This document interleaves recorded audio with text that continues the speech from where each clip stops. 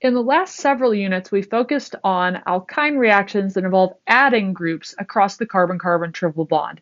In this unit, we're going to take a different route, and we're going to look at deprotonating alkynes by treating them with a really, really strong base, and then how we can use those deprotonated alkynes as nucleophiles. So what we're going to be talking about here is the situation where we have an alkyne group at the very end of the molecule, so that we have a CH group, add an sp carbon atom of the alkyne, and when we treat that with a really strong base, that really strong base is going to grab that proton, break the resulting in the breakage of the carbon-hydrogen bond, and those electrons from the carbon-hydrogen bond going onto that carbon right there to give us a carbanion, a negatively charged carbon.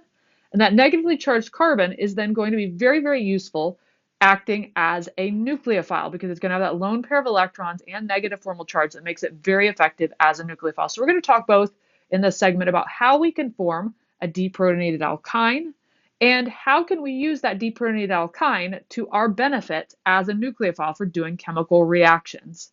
So let's go ahead and roll on with this. So first off, when we think about alkynes getting deprotonated, we need to keep in mind that alkynes are, of the hydrocarbons, the most acidic. So they are the ones that are going to be most readily, most easily deprotonated. So if we take an alkyne and we treat it with a base, which I'll just abbreviate my base here as B, with a lone pair of electrons, which is the requirement for something to act as a base, has to have a lone pair of electrons or a pi bond. So the base comes over, grabs a proton from the alkyne, which we define as the acid here because it's what's losing the proton. We break the carbon-hydrogen bond and the electrons from that go onto the carbon. That's going to lead us to our conjugate base, or our so-called deprotonated alkyne, or alkyne once it has lost that proton. So we have our carbon-carbon double bond in there. We broke the carbon-hydrogen bond, so that lone pair of electrons resulting from that bond breakage is going to go onto the carbon. And that carbon then, if we calculate the formal charge on it, is going to be -1. We would also generate, as a result of this, the conjugate acid, which would be defined as BH, so the base with that extra proton on there. We could do the same process here for an alkene, where we take our lone pair of electrons from the base, bring those over to attack the proton from the alkene. That forces the breakage of the carbon-hydrogen bond, and that's going to leave us with our resulting conjugate base, which we'll go ahead and draw out here, like so. And our conjugate base is again going to have a lone pair of electrons on the carbon and a negative formal charge on the carbon. We'd also generate, as a result of this, the conjugate acid BH, just like we did above. We can do this, thirdly, for the alkane starting material. So we take our base with its lone pair of electrons, it comes over, grabs the proton from the alkane group, forces the breakage of the carbon-hydrogen bond, and sends us over to our conjugate base product that results from deprotonating the alkane. So we deprotonate the alkane, and that's going to give us the following. And since we broke that carbon-hydrogen bond and the electrons went onto the carbon, we have to put a lone pair there and a negative formal charge on the carbon. And then, of course, our conjugate acid, again, is BH. So thinking about the stabilities of these three conjugate bases, remember that the more stable the conjugate base, the stronger the acid that we started with. So the fact that alkynes are the most acidic hydrocarbons implies that our conjugate base here for the alkyne has to be the most stable of these three conjugate bases. And the fact that it's the most stable product means that it is the one of these three, from the alkyne, the alkene, and the alkane, that is most able to form. And so of these three molecule types, alkynes, alkenes, and alkanes, if we're trying to deprotonate a hydrocarbon in order to put a lone pair onto a carbon, the easiest way to do that is going to be to start with an alkyne, because that's going to give way to the most readily achievable product.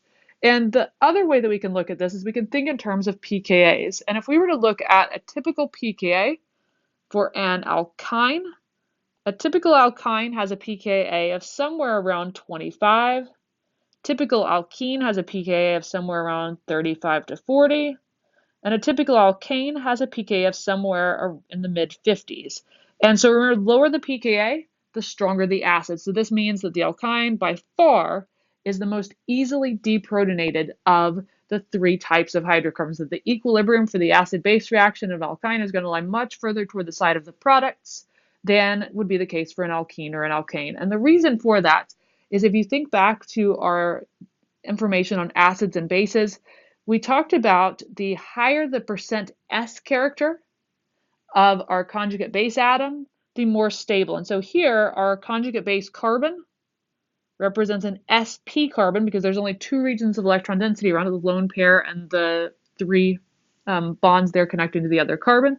So that means that it has a 50% S character because sp, we look S to the 1, P to the 1, that means that half of the character of that is going to be S character. If we take a look at the carbon atom here from our alkene, that alkene carbon that's been deprotonated has three regions of electron density, the lone pair, the single bond to the R group, and the double bond to the other carbon. So that means this is going to be an sp2 carbon since there's three regions of electron density in total, and it's only going to have a 33% S character because if we think S to the 1 and P to the 2 make 3 as the total sum, one of those three orbitals is S, and 1 out of 3 means 33%. We come down to here, this carbon is going to have four regions of electron density, so it's sp3 hybridized, S to the 1, P to the 3, and that's going to mean that it only has 25% of S character. So with our recognition of alkynes as the strongest acids of the hydrocarbons, what that means is that we can relatively readily deprotonate alkynes in order to give the conjugate base, and we can use that conjugate base, the deprotonated form, as a nucleophile to carry out a variety of reactions. And this is going to be really useful as a nucleophile because you'll notice that it has a carbanion, a negatively charged carbon. Negatively charged carbons are relatively rare. There aren't too many ways that we know to form those. And by using a carbanion here as our nucleophile, this will allow us to use this carbon nucleophile to attack a carbon electrophile and create a new carbon-carbon bond as a result. And creation of new carbon-carbon bonds is something that's really valuable when we think of practical applications of organic chemistry. Because when we think of practical applications of organic chemistry, we're very often wanting to synthesize complex molecules out of relatively simple ones. And one of the key things that we need to be able to do in order to create complexity is make new carbon-carbon bonds. So this is going to be by using an alkyne that's been deprotonated as a nucleophile, a way to create new carbon-carbon bonds in molecules. So let's take a look at, first off, what bases can we use to deprotonate alkynes? In other words, what can we fill in here rather than just generic B- to allow us to create the conjugate base out of an alkyne? Now that we've established that alkynes are the most readily deprotonated of the hydrocarbons, we can take a closer look at what bases we can use to complete the deprotonation of them. So keeping in mind that alkynes have a typical pKa value of around 25, that means that alkynes still, in the grand scheme of acids, are not particularly strong acids. In other words, they're not particularly reactive, they're not particularly easily deprotonated, and so we need a really strong base in order to deprotonate those. So in other words, what we need to use as our base is a base that's very unstable, a base that's really eager to react to allow us to have a favorable equilibrium that will favor the deprotonated alkyne side of the equation. So strong bases that are suitable for deprotonated alkynes to the extent that the yield of the deprotonated alkyne will be adequate for acting as a nucleophile and getting a decent reaction yield are going to be bases that have a nitrogen anion. Those are going to be prime examples of really unstable, hence strong reactive bases, because when we have a negative charge on a nitrogen, that nitrogen is not as able to handle the negative charge as if we had the negative charge on a more electronegative atom, such as an oxygen, and therefore the nitrogen anion bases are going to be quite unstable. So examples of those include sodium amide. And if we take a look at this, we would expect that the sodium is going to be a cation. The amide is our anion here, and that's nitrogen atom will have two sets of lone pairs on it and a negative formal charge. Also lithium diisopropyl amide, or LDA for short, lithium diisopropyl amide.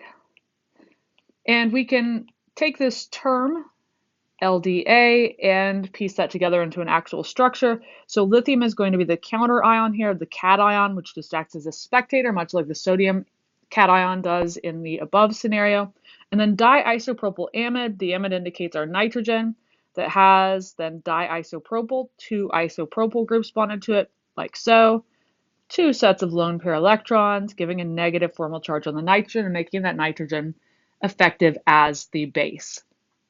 And keep in mind here when we're talking about strong bases that the nitrogen has to be such that the nitrogen is an anion, not a neutral nitrogen. So something that would not be suitable as a strong enough base would be something like NH3, ammonia, because ammonia, we just have one set of lone pair electrons and the nitrogens there, no formal charge, making that molecule ammonia much more stable than these scenarios that we see here where our nitrogen is an anion. So we definitely want to have an anion nitrogen to make for a strong base.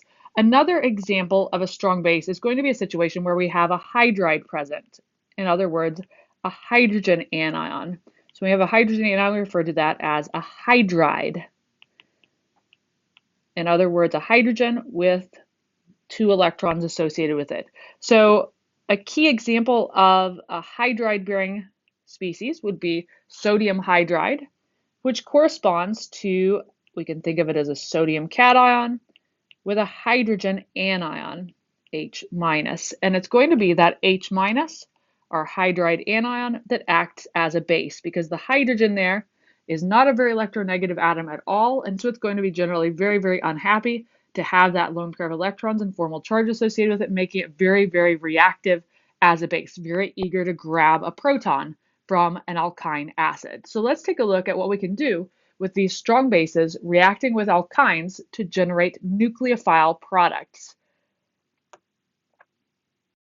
So in order to deprotonate an alkyne to yield a nucleophilic conjugate-based product, we absolutely have to start with a terminal alkyne. That is an alkyne that has a hydrogen directly bonded to the sp carbon.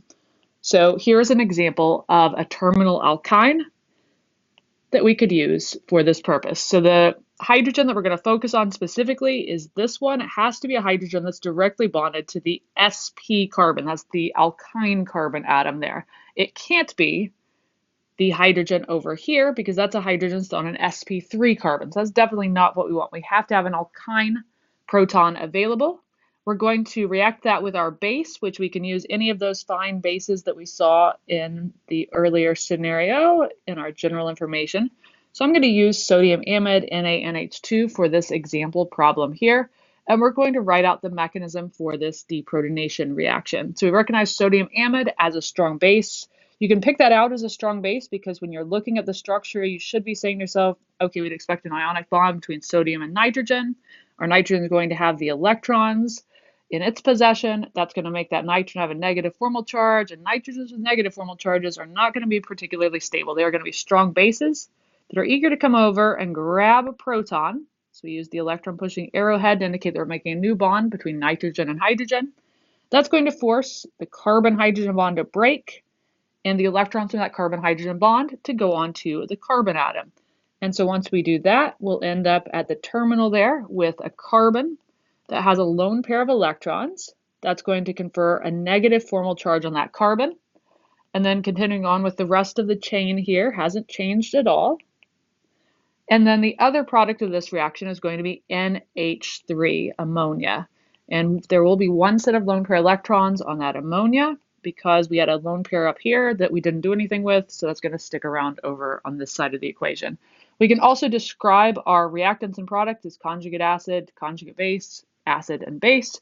So classifying our reactant side as acid or base, our acid is what loses the proton, of course, so that's going to be our alkyne.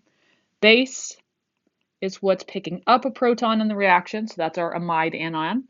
And then the acid, once it has lost a proton, becomes the conjugate base. So our conjugate base is the deprotonated alkyne. On the other hand, the base, once it's picked up a proton, becomes the conjugate acid. So we'll go ahead and plug that in. And for this reaction, since we're using a strong base, we expect the equilibrium for this reaction to lie mostly toward the side of the products. Whereas on the other hand, if we used a really weak, unreactive base, we would expect the reaction equilibrium to be on the side of the reactant and for us to not generate very much conjugate base product at all.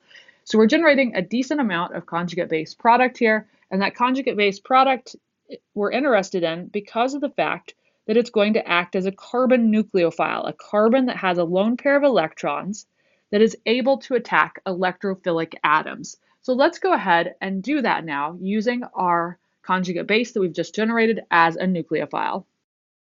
So the carbanion is going to act as an excellent nucleophile. So what we'll do here is if we take our carbanion nucleophile and we mix it with a molecule that has an electrophilic carbon, such as a molecule where we have a carbon bonded to a good leaving group, such as a halogen.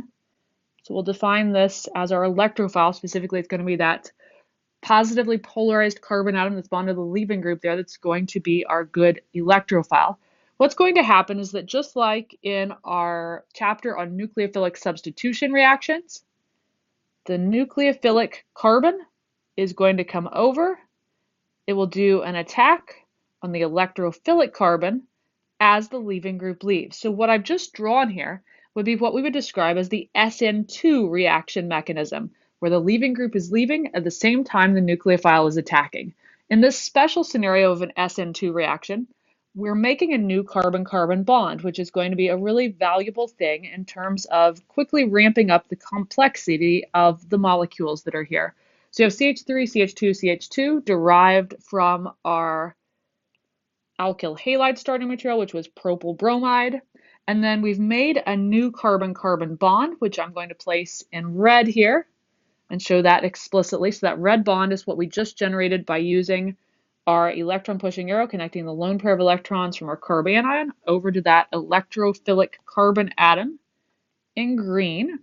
And now that we've made that new carbon-carbon bond, we can go ahead and draw the rest of our atoms in. So we have a carbon that's triple bonded to the carbon next door to it, and that carbon is directly bonded to a methyl group. So we go ahead and fill this in. Now you'll notice that the octet is filled for all of the atoms that we have here, and we have indeed reached our final product of this reaction. So we can think of this really as a two-step reaction. The first step was we used a strong base to deprotonate the terminal alkyne. And then secondly, we used that deprotonated alkyne as a nucleophile to attack an electrophilic carbon atom in an SN2 reaction and therefore make a new carbon-carbon bond in the process. And these carbanionic deprotonated alkynes typically are going to participate in SN2 type reactions. So it's generally going to be ideally a primary carbon that's bonded to the leaving group because that's where SN2 reactions take place best because they're least sterically hindered. And an SN2 reaction mechanism here can also oftentimes take place at a secondary carbon as well.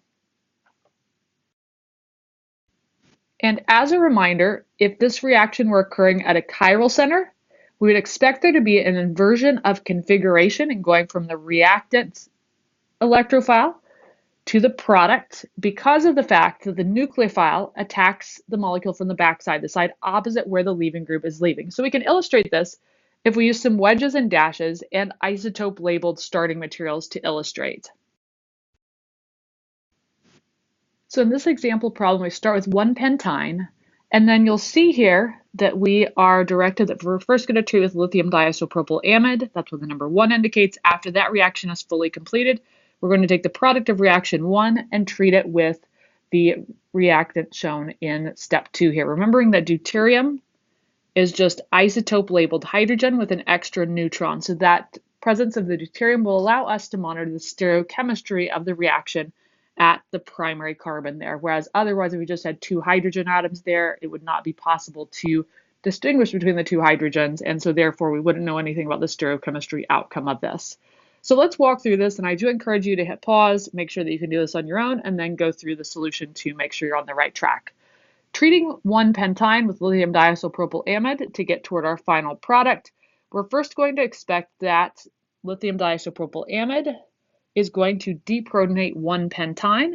And so the product that we're interested in from step number 1 is going to be the deprotonated product of 1-pentyne, or the conjugate base that results from deprotonating 1-pentyne. So 1-pentyne is our 5-carbon alkyne. So I'm just going to draw in a 5-carbon alkyne, keeping in mind here that when we transition from 1 bond to 3, that's got to be a carbon atom there. So we have 5 carbons in total. And once we've deprotonated that terminal end, what I'm going to do to show that explicitly is plug in my carbon atom there and the lone pair of electrons that's there and the negative formal charge. And then what I will do next is take that deprotonated alkyne nucleophile, take its lone pair of electrons that is very electron rich, have it come over and attack the electron poor carbon or electrophilic carbon right here. That carbon is electron poor because it is directly bonded to this chlorine atom, which is a very electronegative atom. So that chlorine is going to pull electron density away from that carbon, making that carbon positively polarized, and therefore poised to be attacked by the nucleophilic carbon. Once it's attacked by the nucleophilic carbon, the carbon-chlorine bond breaks in this SN2 reaction type, and we will go ahead and write out the product. Keeping in mind that this carbon nucleophile has to attack from the back side, meaning it has to attack from the side opposite where the leaving group is leaving. So it has to attack from the opposite face of the leaving group. And I'm abbreviating the leaving group chlorine as LV here. So what that implies is that what will happen in this reaction is that the orientation of the nucleophile, once it's bonded to our electrophile, is going to be opposite what the leaving group's orientation was, or the chlorine's orientation. So the chlorine's orientation was pointed away from us. Therefore, the alkyne group has to be pointed toward us in the final reaction because the nucleophile has to attack from the side opposite where the leaving group is leaving. And therefore, the stereochemistry of this molecule is going to get inverted. So I'm going to draw in my tetrahedron identical to what we had it as in the starting structure, except that rather than putting the alkyne group pointed away from us, like the chlorine bond was, instead the alkyne group is going to be pointed toward us. So I'm going to go ahead and plug in my alkyne group right here on the wedge. And I'll go ahead and try to plug in the whole chain there. And I'm going to make sure that I have drawn all 5 carbons. That's a common mistake, is to accidentally leave 1 or 2 out along the way here. Should have 5 carbon chain, which we do. And then the group that is going to now be on the dash will be what was originally on the wedge. So that's CH2, CH3, 2. Has to have been forced back onto the dash to get that inversion of stereochemistry going on.